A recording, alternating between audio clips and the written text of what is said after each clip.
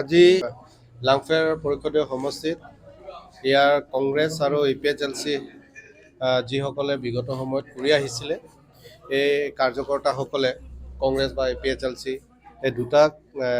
দলৰ কাৰ্যকৰ্তাসকলে আজি বিশাল এটা তেওঁলোকে যোগদান কাৰ্যসূচী লৈছে। গতিকে আজি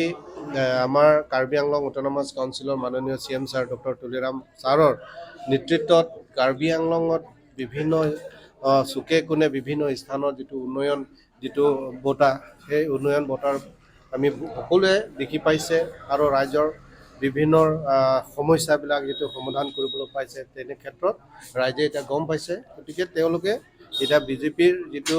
ঢৌ যিটো চলি আছে সেই বিজেপি ঢৌৰ যাতে তেওঁলোকেও শান্তি বিচাৰিছে, তেওঁলোকে উন্নয়ন বিচাৰিছে, সেইখিনি তেওঁলোকে জানি শুনি আজি নিজৰ পাৰ্টি ত্যাগ কৰি আজি বিজেপি যোগদান কৰিছে। লাংফেৰ প্ৰায় 200 পৰিয়াল তেনেকুৱা তেওঁলোকে যোগদান কৰিছে। গতিকে ইয়াত লাংফেৰৰ যোৱা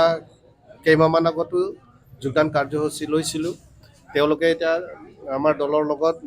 দায়িত্ব গ্ৰহণ কৰি তেওঁলোকে দায়িত্ব পদত লৈ কাম কৰি আছে আৰু ঠিক তেনেধৰণে যিসকলে আজি যোগদান কৰিছে তেওঁলোকৰ যিটো কৰিবলগীয়া যিখিনি কৰিব পাৰে উপযুক্তৰ তেনেকুৱা চাই কিনি আমি দায়িত্ব তেওঁলোকক অৰ্পণ কৰিম। গতিকে সেইখিনি আছে আৰু বিজেপিৰ যিটো মেইন লক্ষ্যটো আছে সবকা সাথ সবকা বিকাশ আৰু সবকা বিশ্বাস, সকলোকে লৈ আমি এটা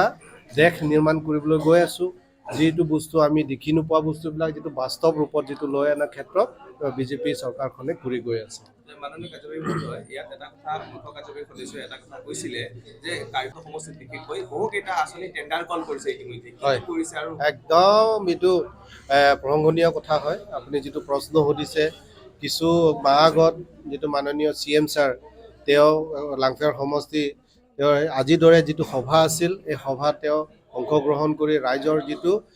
আকাংক্ষাবিলাক যিটো আছে তেওঁলোকৰ যিটো অভাৱ অভিযোগ, গাঁৱৰ মানুহবিলাক যিটো অভাৱ অভিযোগ তেওঁলোকে মেমৰেণ্ডাম হ'ল তেওঁলোকে যিটো মাননীয় CM ছাৰক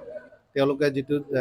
জমা দিছিল বা দিয়া হৈছিলে সেই মেমৰেণ্ডামবিলাক আখৰে আখৰে মাননীয় CM ছাৰে পালন কৰি আজি লাংফেৰ পৰিষদৰ সমষ্টি প্ৰায় 70তকৈ অধিক স্কিম যোৱাকালি কাউন্সিলত টেণ্ডাৰ ইতিমধ্যে হৈ গৈছে। তাৰপিছত যিখিনি মই দেখিছোঁ আজি টেণ্ডাৰ নটিচ দেখিছোঁ, যিখিনি টেণ্ডাৰ স্কিম লিষ্টবিলাক ওলাইছে একেবাৰে এইটো গাঁৱৰ যিটো লাগি থকা যিটো মৌলিক যিটো তেওঁলোকে যিটো মানে অভিযোগ আছিলে, অভাৱ আছিলে সেই স্কিমবিলাক টেণ্ডাৰ আমি দেখিছোঁ। গতিকে CM ছাৰক আমি সঁচাকৈ লাংফেৰ ৰাইজে তেখেতক ধন্যবাদ জ্ঞাপন কৰিছোঁ। আৰু তাৰ ভিতৰতে মই আৰু এটা কথা ক'ব বিচাৰিছোঁ এই চেকতে, আমাৰ মাননীয় CM ছাৰে যোৱা কেইমাহমান আগত কৰাজিত তাত যোগদান কাৰ্যসূচীত তেওঁ অংশগ্ৰহণ কৰিছিলে। তাৰপিছতে লংচাপ তাতো জইনিং এটা সভা আছিলে। সেইদিনাখন মাননীয় CM ছাৰে ৰাইজৰ আগত এটা প্ৰতিশ্ৰুতি দিছিল যে ইয়াৰ লোকসকলে যিটো বহুত বছৰ ধৰি যিখিনি আপোনালোকে অভিযোগ আছিলে ইয়াৰ কোনো চৰকাৰী স্কুল নাই, তাত সৰু কণ ছাত্ৰ ছাত্ৰীসকলে পঢ়াৰ ক্ষেত্ৰত বহুত মানে পিছ পৰি থকাৰ তেনেকুৱা ৰাইজৰ অভাৱ অভিযোগ দিয়াৰ ক্ষেত্ৰত তেখেতে প্ৰতিশ্ৰুতি দিছে যে অতি শীঘ্ৰে লংচাপ বুলি জেগা এই LP স্কুল চৰকাৰী স্কুল আমি নিৰ্মাণ কৰি দিম আৰু LP স্কুল আপোনালোকৰ কাৰণে এইটো উপহাৰ দিম বুলি যিটো প্ৰতিশ্ৰুতি ৰাখিছে সেইটো মতে অৰ্ডাৰ যোৱা কেইদিনমান আগত আমাৰ হাতত আহি পৰিছে। গতিকে এবছৰ 2026 এপ্ৰিল মাহৰ পৰা নতুন ছেশ্যন ক্লাছ আৰম্ভ কৰাম আৰু ইতিমধ্যে সেই স্কুল যিটো বিল্ডিং সেই বিল্ডিঙৰ কাৰণেও ইতিমধ্যে টেণ্ডাৰ যোৱাকালি কল কৰা হৈ গ'ল। 30 লাখ টকাৰ অপেক্ষে আমাৰ মাননীয় CM ছাৰে আমাক উপহাৰ দিয়া হৈছে। গতিকে পাহাৰীয়া যিবিলাক কাৰ্বি বসবাস কৰা বা যিবিলাক পিছ পৰি থকা জাতি যিবিলাক পাহাৰ এলেকাবিলাক যিটো বসবাস কৰি আছে সেই ব্যক্তিসকলে নিশ্চয় তেওঁলোকে সেই খবৰ শুনি যথেষ্ট আনন্দ হ'ব। তাৰপিছতে মই আৰু এটা কথা ক'বলৈ বিচাৰিম আপোনালোকৰ জৰিয়তে, আমাৰ ইয়াৰ বহুত বছৰ ধৰি যিটো পাত্ৰাদিছা যিটো যমুনা ব্ৰিজ যমুনা নদী এটা আছে, সেই যমুনা নদী পাৰ হৈ তাত যিটো যমুনা পাৰ হোৱা যিবিলাক বসবাস কৰা প্ৰায় 22টামান গাঁও আছিল। তাৰ সেই 22টামান গাঁও দুটা পলিং চেণ্টাৰ আছে। সেই দুটা পলিং চেণ্টাৰ লোকসকলে বিগত সময়ত বহুত মানে সমস্যাৰ সন্মুখীন হ'বলৈ হৈছিল কিন্তু এতিয়া সঁচাকৈ মই মানে মাননীয় CM ছাৰক মই ধন্যবাদ জ্ঞাপন কৰিব বিচাৰিছোঁ যোৱা কিছুদিন আগতে টেণ্ডাৰ কল কৰাৰ পিছত ইতিমধ্যে ৱৰ্ক অৰ্ডাৰো দিয়া হৈ গ'ল কণ্ট্ৰেক্টৰজনক অহা 15 তাৰিখে দিনৰ ভাগৰ হয়তো আমি ভাবিছোঁ 10 বা 11টামান বজাত মাননীয় CM ছাৰৰ হাতেৰে আমি আধাৰশিলা স্থাপন কৰিবলৈ কাৰণে সক্ষম হ'ম এইটো কি ক'ব আপোনাৰ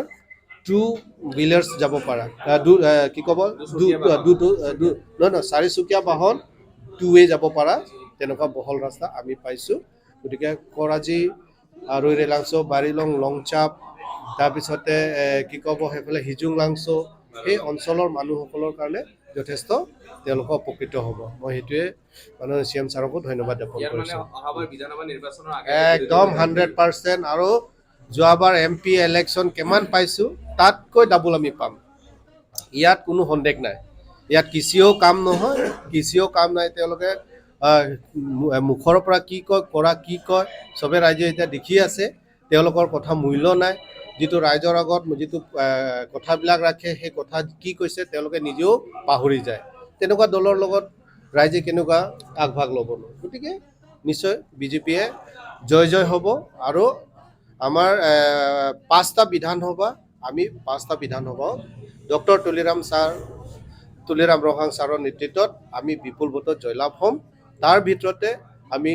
ডিফু বিধানসভা সমষ্টিও সৰহসংখ্যক আমি জয়লাভ হ'ব তাৰ ভিতৰতে আকৌ লাংফেৰ সমষ্টি আগত যিমান পাইছে তাতকৈ ডাবল আমি পাম গতিকে সেইখিনি আছে হয় এতিয়া 52 কাৰ্বি যুৱ মহোৎসৱ অহা 15 তাৰিখৰ পৰা যিহেতু উদযাপন কৰিবলৈ গৈ আছে গতিকে সমগ্ৰ কাৰ্বি আংলং ৰাইজক আৰু সমগ্ৰ অসম ৰাইজক অহা 15 তাৰিখৰ পৰা 4 দিনীয়া যিটো কাৰ্বি যুৱ মহোৎসৱ উদযাপন কৰিবলৈ গৈ আছে আমি কাৰ্বি আংলং বাসী হৈ সকলো ৰাইজকো মোৰ ফালৰ পৰা অভিনন্দন জনাইছোঁ আৰু শুভেচ্ছা জনাইছোঁ আৰু মোৰ অনুৰোধ কৰিব বিচাৰিম যাতে আপোনালোকেও আহি অংশগ্ৰহণ কৰক সেইখিনি মোৰ ফালৰ পৰা আবেদন জনাইছোঁ